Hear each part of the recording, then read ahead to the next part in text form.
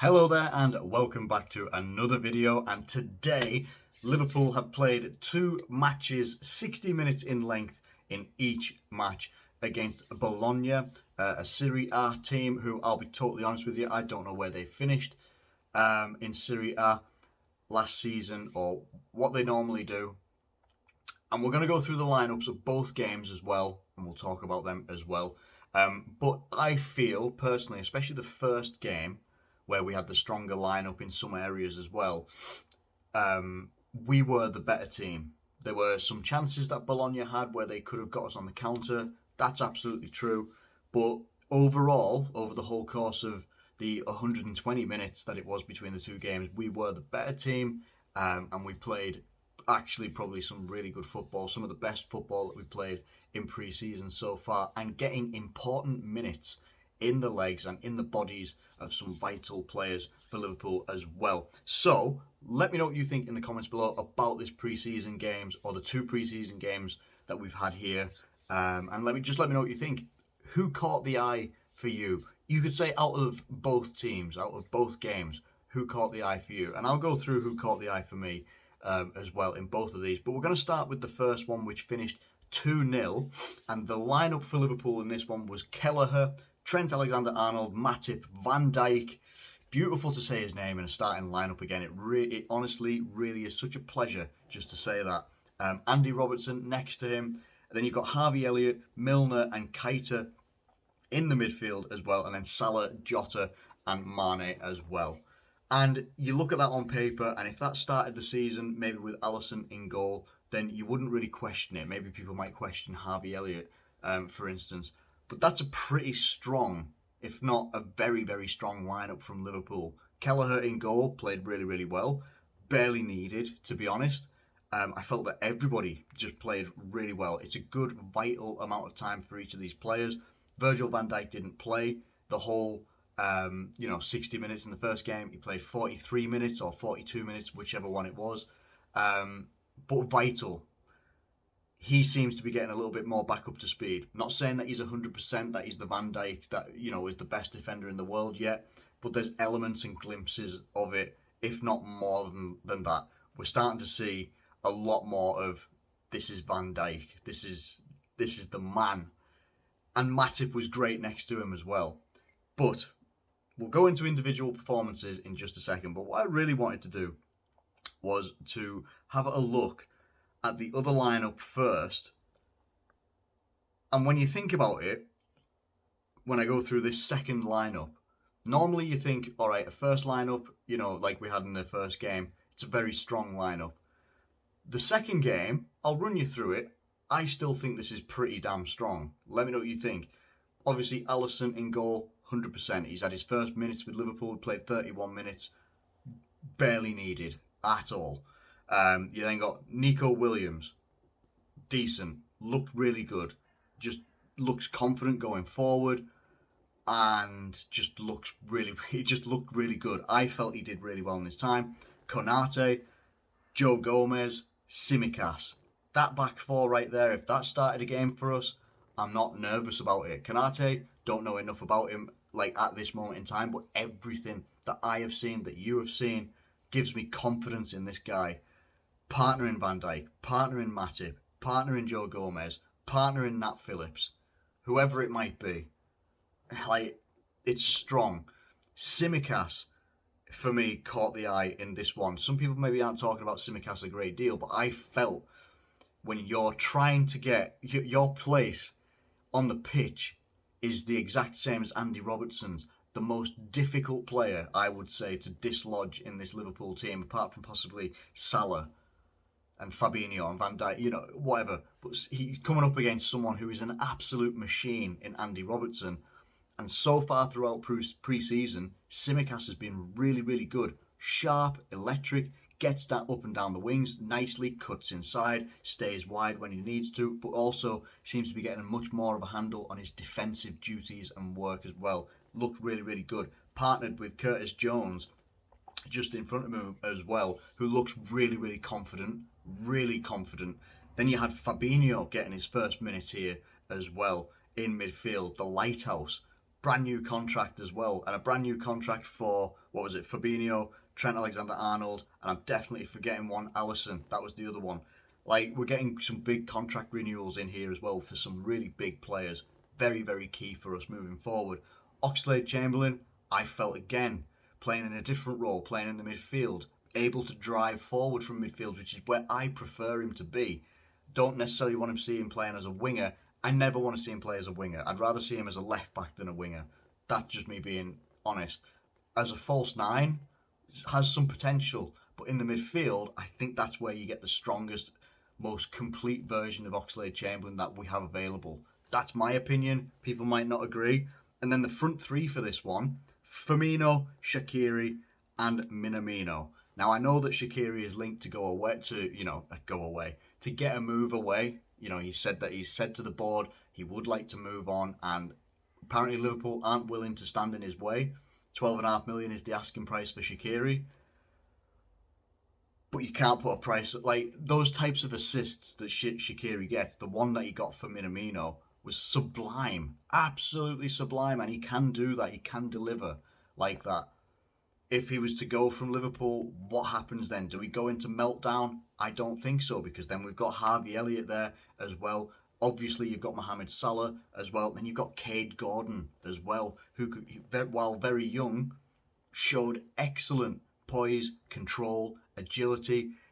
There was a moment down the byline, and it looks like he's run out of ideas. He's getting boxed out by the defender, and he takes the ball like it's facing the corner flag, and just goes around him with such great agility that the guy has to foul him and gives a foul away as well. And it was just really nice to see some of the young lads, some of the more established players, and obviously the first team full strength players pretty much all on show. And from those two lineups, they're really strong lineups for Liverpool. Really strong lineups for Liverpool. People may argue about the likes of, Origi. All right, Origi missed a penalty. People miss penalties. It's also pre-season. Let's move on, please, because he's done enough for this club in my opinion, to not necessarily, all right, he might not be good enough to start games. Sometimes might not even be good enough to come off the bench. Sometimes to properly affect things for us. But let's not get abusive about Origi missing a penalty in pre-season in a 60-minute match. Let's not go overboard, please. That's just my opinion as well. Feel free to disagree. Try to do it in a respectful manner, though, if you can. But when I saw these lineups, and I remember seeing the first lineup, I thought, that's pretty strong. That's pretty strong. Harvey Elliott getting in there as well. And that was really good to see. And then you see the second lineup with Alisson in there and Konate and Gomez. The first one had Van Dijk, and it's got Joel Matip, Trent, Robertson. And both lineups looked sharp, looked electric. The first one probably more so, because it had a lot more, first team regulars playing more minutes than everybody did in the second game. There were 7 substitutions in the second game. We saw Adrian come on as well. There were changes in the second game, much more than the first one. But again, for me, it shows our strength, because either of those lineups line up in a Premier League game for us. I'm excited. Now, why am I talking about the lineup so much instead of the performance? For me, I felt the performance was brilliant. I thought it was exactly what we wanted to see. Whether it was a win, loss, draw, whatever it was, the attacking movement, the movement of the whole team in terms of midfield and defence and working together as a whole unit seems to be gelling and getting much stronger as pre-season is going along, which is exactly what pre-season's for. You're not going to shoot right out of the blocks straight away. It's not a sprint at the start of pre-season, and it certainly hasn't been for us. But we get to this point now where we're getting closer to the start of the Premier League season as well, and things are starting to look up, even without other signings apart from Konate coming into the club. And that's what will lead me on to what we'll talk about next. Just briefly, because there might be follow-up videos on this about transfer activity and stuff like that. Anyone that's watched me for any length of time knows I like to be, in my mind, what I think is realistic. And I've always said, without an ounce of disappointment in my voice, that bringing in Konate was absolutely essential for Liverpool.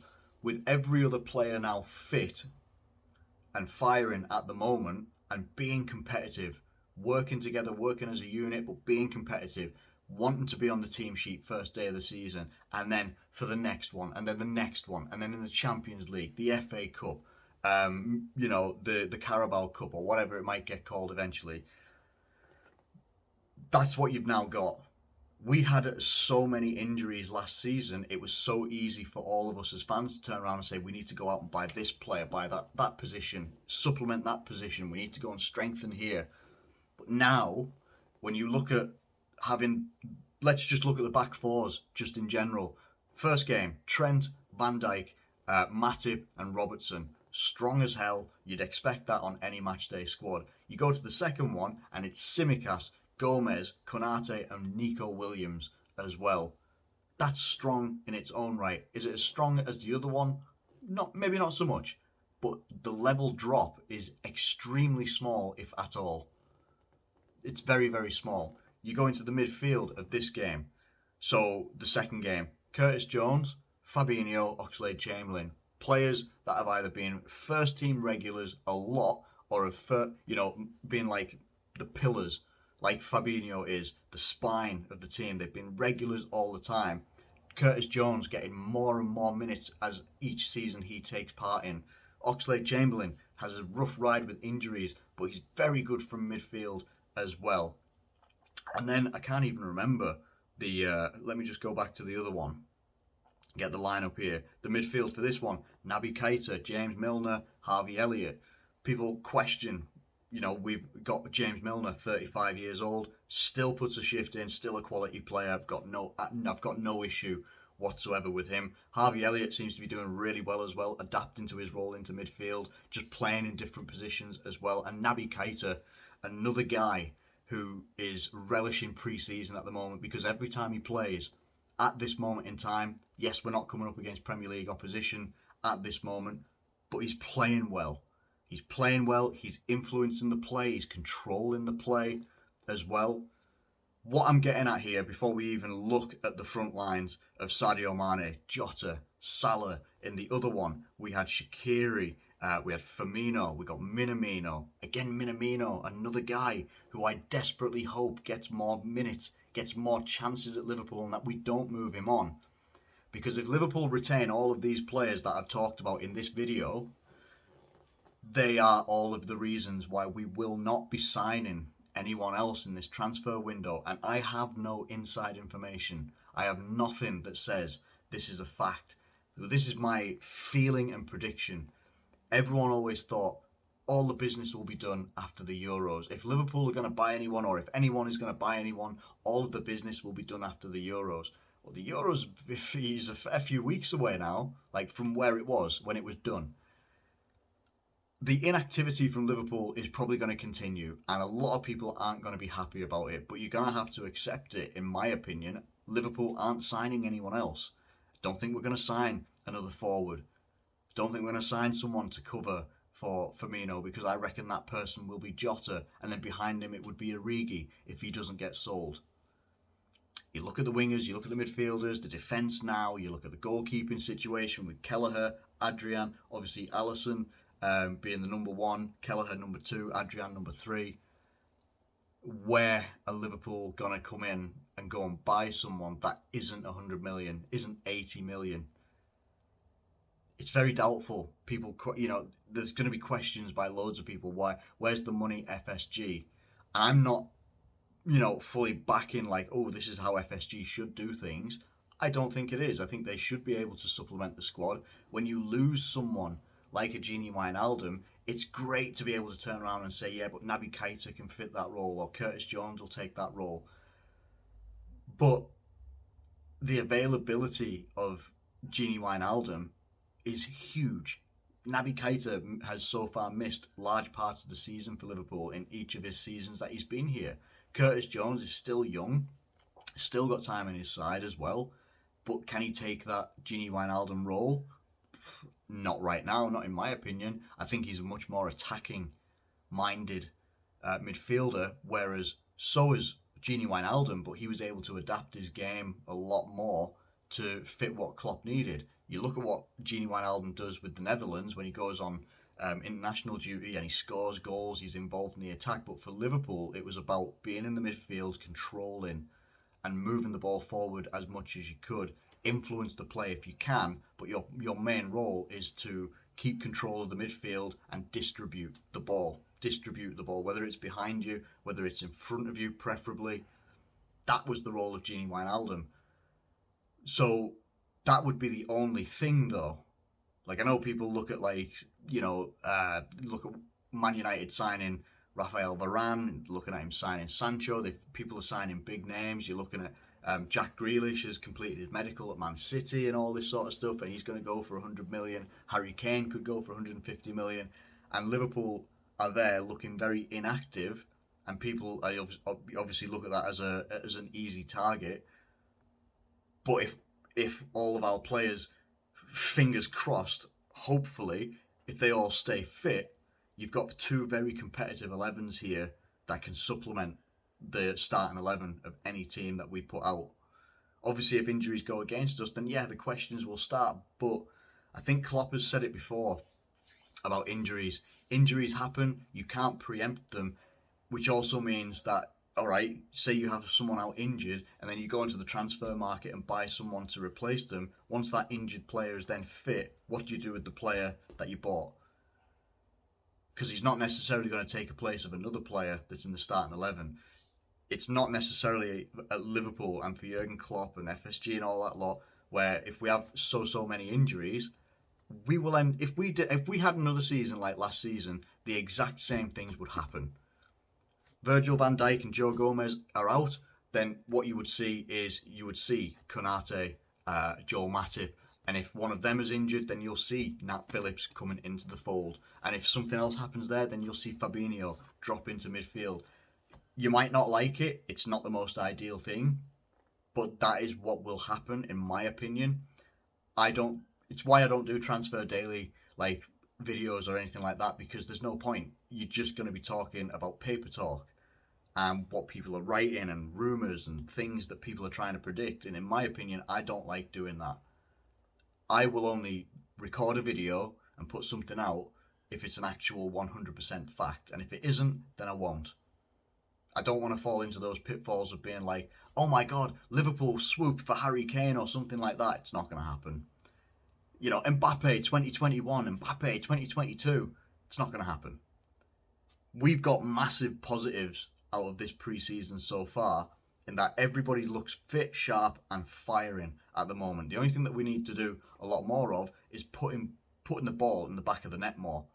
But everything so far is starting to look good. It's starting to pick up momentum as the season comes. And once the season comes, start supporting the team. Well, not start supporting the team, we support the team now and forever. But getting behind the team and not necessarily questioning why haven't we signed Haaland? Why haven't you signed this? Haaland would be a dream for me. I would love that guy at Liverpool. He's not going to go to Liverpool though. He's not. He'll end up going to Chelsea or something like that. That's probably what will happen. And I'll be gutted because I really like Erling Haaland. I think he's a fantastic talent. I think he's just what Liverpool need to evolve the squad at some point. But I think we will miss out. But that's another topic for another day. Let me know who stood out for you in these preseason games against Bologna. For me, and I think I've talked about it already, Tsimikas, Minamino. I felt that Van Dijk actually stood out a lot more in this game because he started to look a lot more like himself and started to carry that presence that he normally has as well. Mane looks really, really sharp. It's fantastic to see. It's fantastic to see all these players doing really well. Jota looks sharp as well. Robertson, it's great to see them all thriving. Naby Keita as well. But I think for me, it's going to be a toss-up between Minamino and Tsimikas as the people that stood out, because I think it means more for those guys. Their confidence will be brewing a little bit more as well. But overall, it is just great to see everybody looking fit, looking happy, and looking like they're very, very close to being ready for the start of the season as well. And that can only be good news for us. Anyway, I'm going to get out of here for now. Thank you ever so much for watching this video. If you have enjoyed it, please do like it and subscribe if you're new around here as well. Thank you ever so much for watching once again. Do take care of yourselves, and I'll catch you later.